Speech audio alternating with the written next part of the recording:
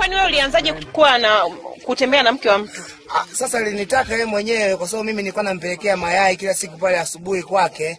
Kwa akaniambia siku kwamba muache subiri. Mimi nimekupenda, kwa hiyo natakiwa tunaiba mara moja mimi na wewe. Kisa mayai au?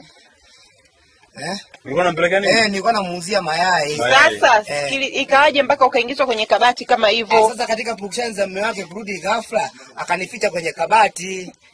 Kwa hiyo mume wake ndo amekuta. Na wewe baada ya kumkuta mimi nimeingia huko ndani. Umeona? Nikashangaa mara sielewelewi. Mara kabati nafanya kutu. Nikasema ngoja niangalie kuna nini.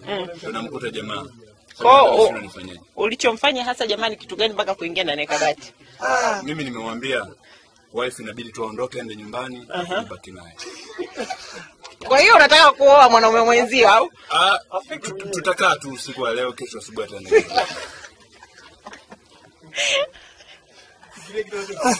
Ataniua huyu jamani, mimi nisaidieni. Wanisha habari nisaidieni, ataniua mimi huyu. Kupata kuzima kama